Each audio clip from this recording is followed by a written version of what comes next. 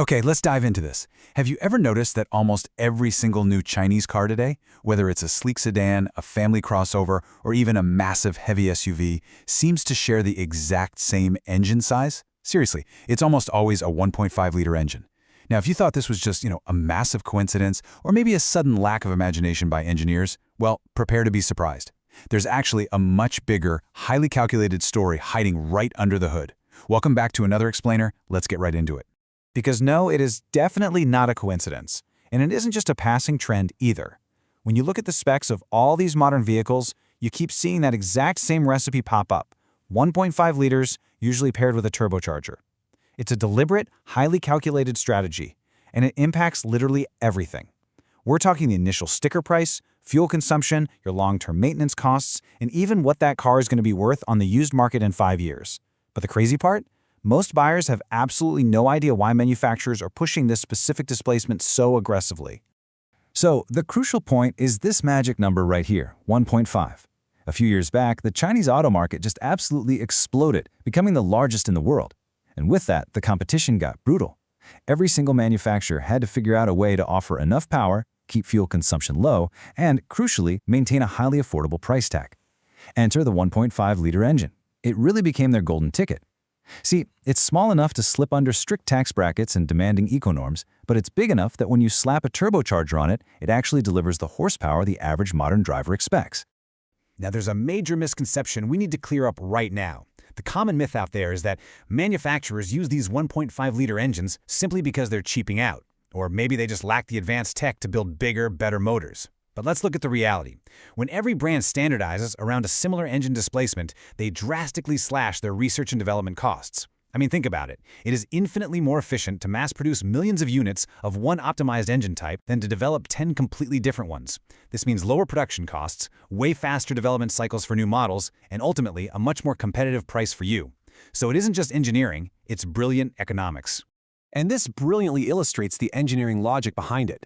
If we break down the physics, going with an even smaller engine would mean it has to work incredibly hard just to move a heavy 2-ton SUV. When a tiny engine is constantly pushed to its absolute limit, fuel consumption spikes sharply under heavy loads, and the engine itself experiences rapid wear and tear. So the 1.5-liter turbo sits right in that Goldilocks zone. It's the perfect, really the necessary compromise between delivering optimal power, maintaining reasonable fuel economy, and ensuring the engine actually survives long-term. Section 1. The Maintenance Trap. Physics meets your wallet. Now, what's really interesting about this is the harsh reality of extracting 170 to 190 horsepower out of a relatively small 1.5-liter displacement. It puts massive stress on the engine's internal components. This is not your grandfather's old, naturally aspirated engine that could basically run forever on pure neglect. High-stress turbos require an entirely different level of care. And here is the exact pipeline of failure that traps budget-conscious buyers.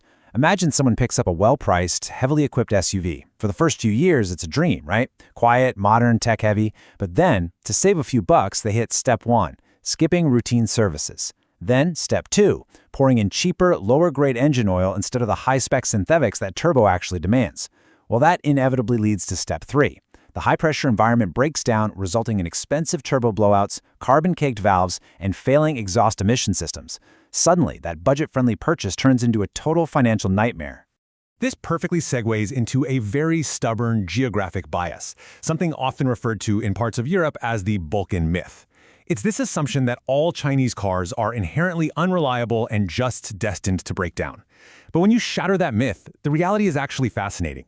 Data and real owner experiences are showing us that when properly maintained, some of these modern models are experiencing fewer problems and even outlasting highly complex, vastly more expensive European cars that are burdened with hypersensitive emission systems. So really, the lifespan of your car is dictated far more by how meticulously you maintain it than by what country it was manufactured in. Section 2. Buying Smart in 2026, Navigating the Used Market. Let's move to this and see how it builds on our timeline. You see, the Chinese auto boom is still relatively fresh. While European and Japanese legacy automakers have decades of high-mileage data, for a lot of these newer brands, 2026 is the crucial year. That's when we're finally going to start seeing a large volume of these cars hitting the used market with significant mileage on them. Navigating this takes strategy, and it builds a powerful case for what I like to call the underdog alternative. Because while everyone is distracted by the flashy high-horsepower 1.5-liter turbos, there are models out there with simpler, naturally aspirated non-turbo engines, and they are highly underrated. Sure, they aren't going to win any drag races at the traffic lights, and maybe they won't impress the neighbors, but the benefits are huge. We're talking much lower long-term maintenance costs and significantly fewer complex components like turbines and high-pressure pumps that can catastrophically fail. For a budget-focused used car shopper, this unflashy option is honestly the smartest buy. So if you're wading into the used market, you need a solid battle plan. Here are your essential buying rules. First, absolutely do not buy based solely on horsepower numbers or flashy equipment lists.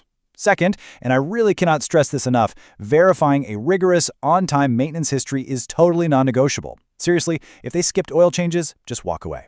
Third, always check the quality of local service centers and the availability of spare parts in your area. And finally, rely on real, long-term owner experiences over slick marketing brochures.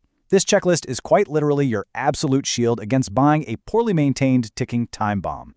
I want to share a really powerful quote derived from our source material today. The 1.5-liter engine itself is neither good nor bad. It is a tool, and that is profound. Think about it. In the right car, driven by an owner who respects its engineering needs, it is a magnificent, highly efficient tool. But in a poorly maintained vehicle, neglected by an owner who's just trying to cut corners, that exact same tool becomes an engine of financial ruin. At the end of the day, human behavior is what dictates the outcome. Which leaves us with one final critical question to ask yourself.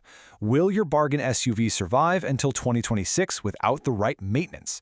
When you see manufacturers pushing a unified trend like this, just remember that taxes, eco-laws, and corporate profits are driving that bus just as much as consumer interest is. So, look past the upfront bargain, really consider the hidden long-term costs of maintenance, and always do your homework. If you enjoyed this deep dive into the hidden mechanics of the auto industry, be sure to stick around and explore more explainers on the channel. Thanks so much for learning with me today, and I'll catch you in the next one.